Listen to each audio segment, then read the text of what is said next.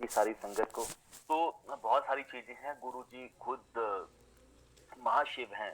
तो गुरुजी ने time to time in चीजों के बारे में बताया कि तेरा गुरु महाशिव है, मैं ओम हूँ, एक ओंकार हूँ, एक लाइट हूँ, एक जोत हूँ, ना मेरी जन्म होती है ना मेरी मौत होती। तो जैसे अभी अंकल बता रहे थे बार जो बड़े मंदिर के बारे में, बिल्कुल सही बात है। तो गुरुजी ने बोला था ये चीज के लिए कि 12 ज्योति शिवलिंग है हिंदू धर्म में, जहाँ पे हम लोग जाके कोई ना कुछ चीज मांगते हैं, वहां पे हमारी हर एक मुराद पूरी होती है। लेकिन मैंने एक 13वां ज्योति शिवलिंग स्थापित कर दिया है। तो इसका भी एक इंसिडेंट था। एक दिन दिसंबर जनवरी का महीना होगा, तो रात को गुरुजी हमें लेके गए बड़े मंदिर में। तो ये मैंने जो मेरा इंसिडेंट मेरे से बीता हुआ वो बता रहा हूँ। तो जैसी रात को लेके गए तो आधा शिवलिंग गीला था, आधा पीछे ना बैक पे एक गुरुजी ने स्टेज बनाई हुई थी, तो अभी तो उसको पॉलिश कर दिया। तो वो आधा वो गीला था, पूरे का पूरा आधा पोर्शन ऊपर से लेके नीचे तक स्वेट हुआ था, इतना अमृत वो निकल। मैंने बोला हल्की हल्की बारिश है कि शायद फॉग के कारण है या किसी और चीज के कारण है। तो मैंने बोला गुरुजी, हमने बोला कि गुरुजी वो ना बारिश हो रही है। कहते नहीं बारिश नहीं हो रही, मैं मंदिर में आया हूँ इसलिए अमृत वर्षा हो रही है। तो उस समय अमृत वर्षा का इतना नहीं पता होता था कि क्या है क्या नहीं है।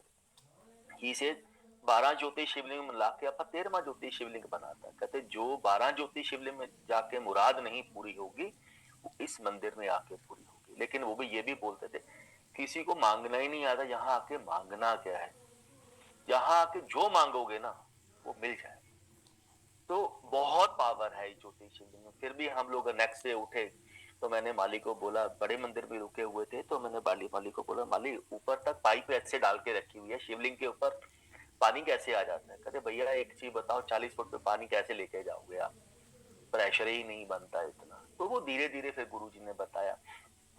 छोटा सा इंसिडेंट एक और है। तो ऐसे ही हम लोग गुरुजी का हुक्म होता था कि नरेंद्र तूने ना जब भी आना है तूने ब्रासो जरूर करनी है बड़े मंदिर में आके, चाहे एक दिन पहले ब्रासो हुई हो, बट तेरी ड्यूटी है जब भी तू दिल्ली आएगा ब्रासो जरूर कर। तो बड़े मंदिर में जो ब्रास की फोटोग्राफ है उसको मैं ब्रासो करने के लिए एक दिन बैठा, तो फाइनल टच दिया। जैसे ही फाइनल टच दिया तो उनके चरणों से, शिव जी के चरणों से अमृत आना शुरू हो गया। तो जो अंकल बैठे थे मैंने उनको बोला कि अंकल अमृत आ रहा है। ये said कि नहीं नहीं सर्दियों के दिन है, दिसंबर का महीना था, आई स्टिल रिमेंबर 31 दिसंबर था।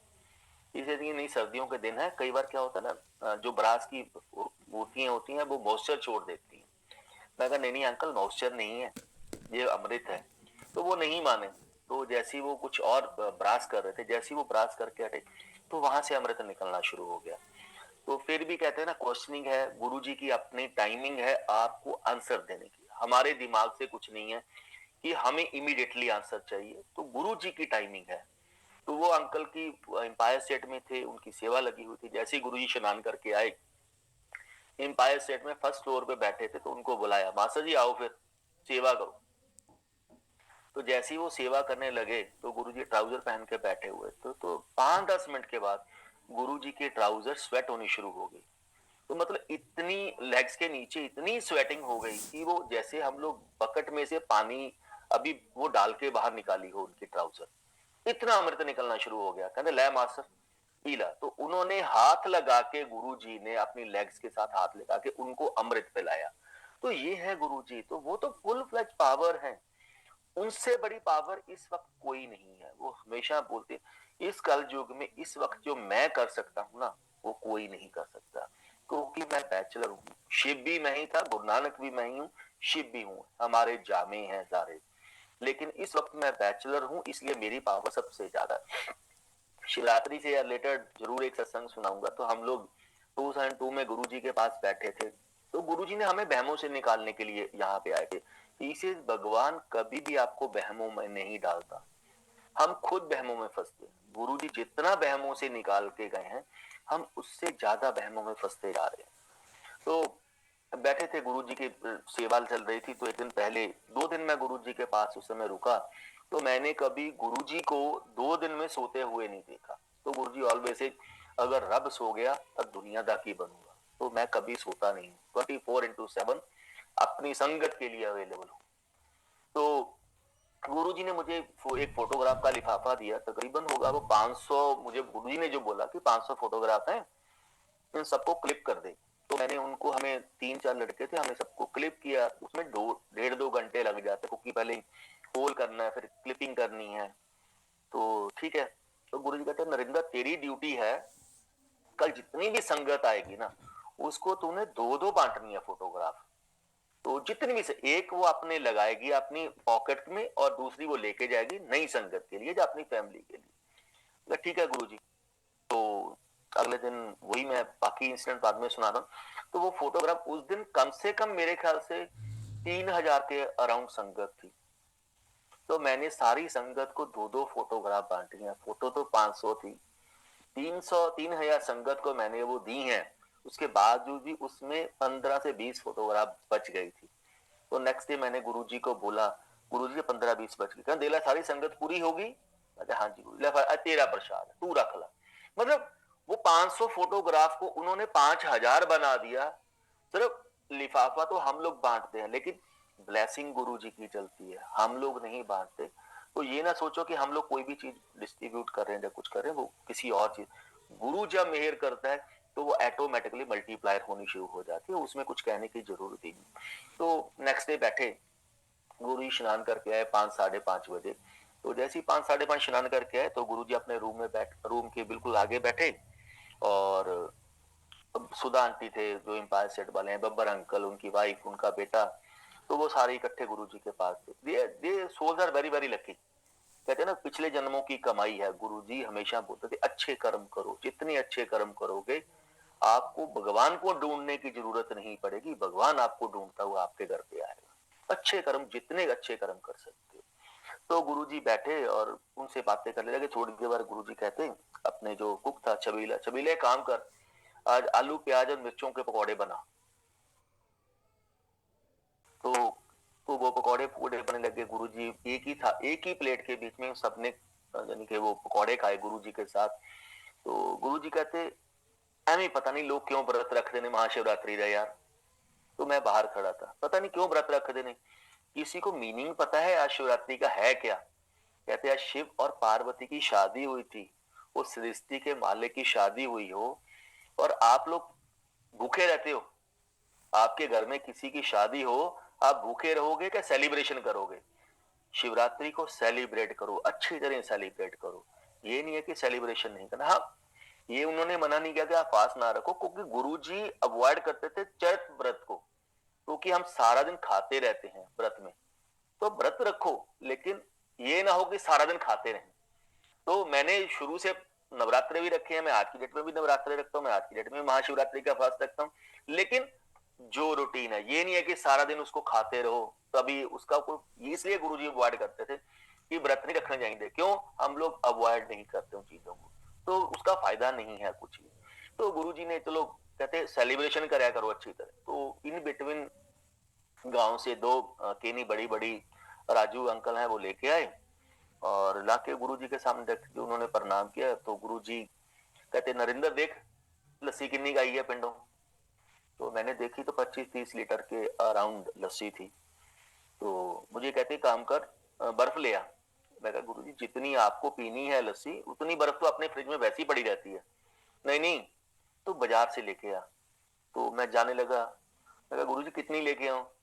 1 ब्लॉक ले आ, 1 सिल्ली ले आ। तो मैं अपनी गाड़ी की डिग्गी में रख के लेके आना, रिक्शा में नहीं रख के लेके आनी।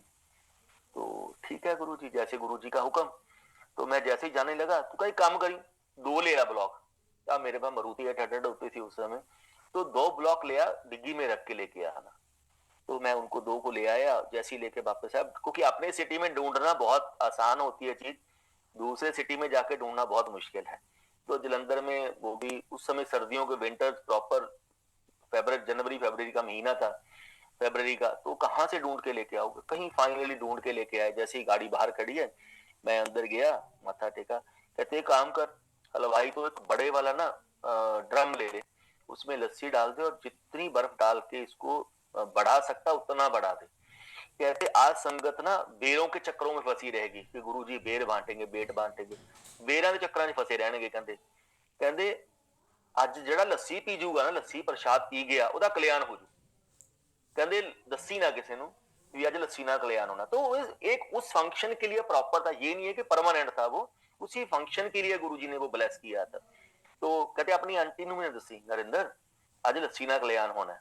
तो हमने लस्सी की स्टॉल लगा दी, बड़ा उसको बना दिया, तकरीबन 25 किलो से हमने 1 क्विंटल के आसपास बना दिया। अब सब लोग जो आते भी थे उस समय वो ये देखते थे इतनी ठंड में लस्सी क्यों रखी है। तो 50% तो बहुत ज्यादा होगी, 30-40% ने ही पी होगी वो। कईयों ने 5-5 6-6 गिलास पी लिए, कईयों ने एक भी नहीं पिया। जिसको गुरुजी ने जितना देना है उतना ही मिलेगा उसको। तो करने के बाद गुरुजी बेर प्रसाद डिस्ट्रीब्यूट करने लगे। जब बेर प्रसाद डिस्ट्रीब्यूट कर रहे थे, तकरीबन 3000 संगत थी, तो 8 बड़े बड़े टोकरे बने थे। तकरीबन एक टोकरे में 70-80 किलो बेर होंगे। तो वो बेर डिस्ट्रीब्यूट कर रहे हैं। तो 2200 संगत के आसपास 7 टोकरों में गुरुजी ने डिस्ट्रीब्यूट कर दिए। अब क्यू बहुत बड़ी लगी हुई है और एक ही लास्ट टोकरा है। तो मैंने बब्बर अंकल गुरुजी के पास खड़े थे, मैं कहा बब्बर अंकल गुरुजी को बोल दो प्लीज रिक्वेस्ट कर दो, थोड़ी सी स्लो डाउन कर लें अपनी स्पीड को, ताकि सबको मिल जाएगा। क्यों हम लोग, मैं कहा हर एक को ये होता है उसको बेर मिल गए, मुझे तो बेर प्रसाद नहीं मिला। क्योंकि जैसे आज की डेट में बड़े मंदिर में है ना, उसको समोसा मिल गया, मुझे तो मट्टी मिली।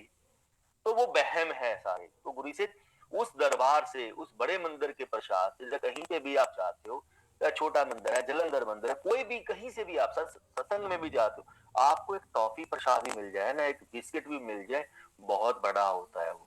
आप बहमों में ना डलो कि उसको समोसा मिलेगा तभी मेरा कल्याण होगा। ही से प्रसाद है, गुरु की ब्लेसिंग्स हैं जी, और कुछ नहीं है।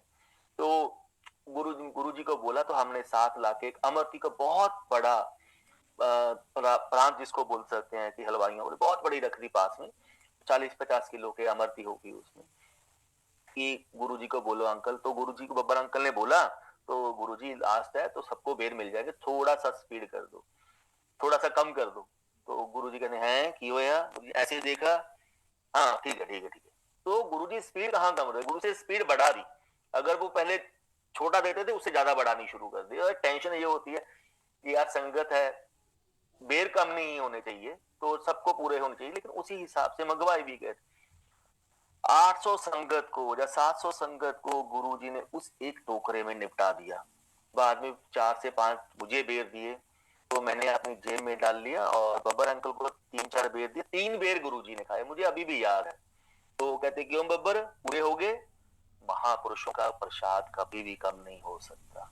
जब मैं बांटता हूं तो प्रसाद तो ऑटोमेटिकली बढ़ना जाता है। मुझे मालूम है किसको देना है, किसको नहीं देना, बात उस चीज की है। तो चलने के बाद सबको बांट दिया, सब फंक्शन अच्छा सेलिब्रेशन हो गया। जब गुरुजी हलवा प्रसाद बांट रहे थे रात को, शिवरात्रि का फंक्शन था, तो गुरुजी की ट्राउजर से, यानी कि गुरुजी की लेग से इतना अमृत फ्लो निकला उस दिन, इतना अमृत फ्लो निकला, मैं नहीं बता सकता हूँ। तो मतलब लिटरली पूरी की पूरी ट्राउजर घुटनों से नीचे उनकी स्वेट हो चुकी थी, इतना गीला प्रॉपर नजर आ रहा था। सबको प्रसाद बांट रहे थे। तो हम लोग, तो ये गुरुजी की ब्लेसिंग है। फिर हमारे दो, मुझे गुरुजी ने भेज दिया, नरेंद्र अब तू चला जा। उस दिन फॉग बहुत थी कि थक गया होगा, कल को फिर आना होगा। मेरे 2 कलीग थे, उन दोनों को रोक लिया, गोल्डी और बाबा को। रात को 2:30-3 बजे गुरुजी कहते जाओ देख के आओ, जहां मेरी स्टेज लगी हुई थी, मेरा आसन लगा हुआ, वहां पे कुछ पड़ा है। रात को 2:30-3 बजे वो लाइटें उतर गई, सब कुछ उतर गया। तो वो गए वहां पे जब, तो गुरुजी कुछ नहीं है। तो आसन तो अंदर आ गया था जलंधर मंदिर में, बट जो स्टेज थी वो एज इट इज लगी हुई थी। फिर दोबारा भेजा, नहीं कुछ तो होगा, वहां जाके देख के तो आओ। जब वो दोबारा गए, उसी जगह पे 5 बेर पड़े हुए थे। तो ही से गुरु जी ऐसे हाथ में बेर लेके आए, गुरु जी से 5 बेर मिले, कहते कमलियो तोड़ा प्रसाद है, प्रोड्यूस किया है। चल। तो ये है गुरु जी, आपको हर वक्त वो देते रहते हैं। हम लोग कई बार जब गुरु जी की सेवा करते थे, तो गुरु जी अपने हाथ को सीधा नहीं करने देते। I notice so many time कि जब भी उनका, जब जलंधर आसन में बैठते थे तो उनके हाथों की सेवा मिल जानी, बट वो कभी भी अपने हाथ को सीधा नहीं करने देते। दिन में हम लोग हाथ सीधा करते थे तो उनके हाथों की सेवा करते रहते थे, but end of the day जब आसन पे बैठे तब वो सीधा नहीं करने देते थे, तो सेवा करते रहे। मैंने बहुत आई फील इट कि उनके बिल्कुल साथ की हथेली में स्टिच टाइप लगा हुआ है कुछ ना कुछ। डेस्टिनेशन। तो मैं कई बार सोचता मैं गुरुजी ने कौन से कुछ कुछ काम किया होगा कि चाकू लग गया या कुछ और नेल लग गया, कुछ तो लगा होगा जिससे स्टिच लगा। तो दिन में देखे दिन में कुछ, क्योंकि गुरु जी की माया सबसे खतरनाक माया है, वो आपको समझने नहीं देते कि मैं हूं क्या। तो मैंने बड़ी बार कोशिश की, तो गुरु ने एक दिन बैठे बैठे मैंने गुरु जी को बोल दिया, मैं कहा गुरु जी आपके हाथ में स्टिच क्यों लगा हुआ है। तो गुरु जी ने ऐसे हाथ सीधा किया, ले दस मेरे हाथ स्टिच कितने लग गया है। तो देन आई सॉ इट, मक्की के दाने जितना छोटा सा एक उभरी हुई चीज थी। तब उन्होंने बोला, जब मैं आसन के ऊपर आके बैठता हूं मेरे हाथ में शिवलिंग प्रोड्यूस होता है, जब मैं प्रसाद बांटता हूं ना तो वो शिवलिंग के प्रॉपर टच होके वो प्रसाद आपको दिया जाता है। दैट्स व्हाई ही सेड, इसे हॉट ब्लेसिंग, इसको यहीं पे खा के जाओ, बाहर ना लेके जाओ, क्योंकि ये आपके लिए इमीडिएटली प्रोड्यूस किया गया। तो बहुत सारी चीजें होती थी, तो गुरुजी ने बहुत सारी चीजें प्रोड्यूस की। जैसे अभी 9 फरवरी को मेरी यूनिवर्सिटी, तो 2017 में, तो 2017 मेरी 25th एनिवर्सरी थी, तो मेरी जॉब चली गई थी उस समय 2016 में। कहते हैं ना, जब आपके पास जॉब होती है, जब आपके पास बिजनेस होता है तो सारी चीजें अच्छी लगती हैं, उसके बिना कुछ भी नहीं होता। तो गुरुजी भी हमेशा बोलते थे, अच्छे टाइम पे सब साथ देते हैं, बुरे टाइम पे कोई साथ नहीं देता। जब बुरा टाइम आता है तो सब रिश्तेदार, सब यार दोस्त, सब पीछा छोड़ के भाग जाते हैं। तो यही था कि अब सत्संग में भी कौन आएगा, पैसे नहीं है, पैसे भी लगते हैं, हर एक चीज को बचा के चलो। तो 8 फरवरी को मैं और मेरी वाइफ दोनों बातें कर रहे थे, तो 8 फरवरी को मेरी वाइफ को ड्रीम दिखाते हैं गुरुजी कि गुरुजी एक चेयर, सिंपल चेयर पड़ी हुई है और उसके ऊपर एक आंटी आके बैठते हैं। तो वाइफ उनको बोलती है कि हमने गुरुजी की सिंपल चेयर, कोई आसन नहीं है, कोई कुछ, सिंपल चेयर, तो आंटी जी हमने गुरुजी के लिए लगा के रखी हुई है। तो वो लड़ने लगे, कहती आंटी ऐसी थोड़ी चेयर गुरुजी के लिए होती है, आप क्या बोल रहे हो, ये है वो, आपको गुरुजी का ज्यादा मालूम है। तो वो उससे खड़ा एक बच्चा आके उस चेयर पे आके बैठ जाता है, वो उसको उठाती है, एक और अंकल आके बैठ जाते हैं, वो तीनों से लड़ रही है। तो तीनों से लड़ते लड़ते जैसी वो तीनों से लड़ रही है, और वो मेरी वाइफ को बोल रहे हैं कि आप लोग गुरु को ज्यादा समझ रहे हो, आप क्या समझते हो गुरु को, तो गुरु से मजाक कर रहे हो, ऐसी चेयर थोड़ी होती है। सब एक दूसरे लड़ रहे हैं, इमीडिएटली गुरु जी आते हैं और गुरु जी उस चेयर के ऊपर विराजमान हो जाते हैं। डिम्पल आंटी क्यों संगत में लड़ी जानी है। कहते गुरु जी ऐसे कमली होगी, कहते लोगों ने राम खिलौना जाना, कहते संगत ने मैनू खिलौना समझ के रखे हुए है, मेरे हिसाब से को चलने की कोशिश ही नहीं करता, अपने हिसाब से मुझे चलाते हैं संगत, मेरे हिसाब से कोई भी नहीं चलता। कहते कमली होगी, एम ही नहीं लड़ी रहा किसी ना, इन्होंने तो खिलौना समझ के रखे है। कहते मुझे डमरू की तरह संगत बजाती है, अपने तरीके से चलाने की कोशिश करती है, जो उसके मन में होता है वो चलाने की कोशिश कर, एम ही लड़ी दा हुंदा, छड़ दू। तो गुरु जी बैठ गए थे, आंटी आते हैं तकरीबन 65 to 70 ईयर्स ओल्ड होंगे, एक कॉफी मग लेके आते हैं, तो उसके बाहर हार्ट शेप बना, उसके बीच में क्या है, एक ब्रेड टोस्ट है, एक मट्ठी है, 10 रुपीज है, 2 कॉइन है। तो वो गुरु जी को देते हैं। तो जैसे ही गुरु जी को देते हैं तो गुरु जी कहते हैं, डिम्पल पकड़ के रख। तो गुरु जी उठते हैं और फिर कहीं चले जाते हैं। तो एक अंकल बैठे हैं, आंटी इसमें से 1 कॉइन मुझे दे दो, आपको तो गुरु जी ने बहुत कुछ दिया होगा। तो मेरी वाइफ कहती, गुरु जी ने मुझे लाखों चीजें दी हो, ये गुरु जी ने होल्ड करने के लिए दिया है, मुझे पकड़ने के लिए दिया है, मुझे यूज करने के लिए नहीं दिया, मैं आपको कैसे दे दूं। और अगर गुरु जी मुझे दे भी देंगे, मैं इसमें से तो वैसे भी नहीं दूंगी आपको, क्यों, गुरु अपने हाथ से चीज दे रहा है कोई।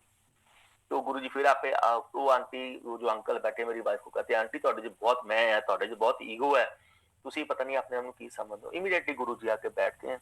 तो गुरु जी कहते, डिम्पल आंटी तेरा प्रसाद है, किसी ना शेयर ना करिए प्रसाद में, तो तेरे लिए ही है। तो गुरु जी उठते हैं और मैं थोड़ा सा दूर बैठा हूँ उसके ड्रीम में।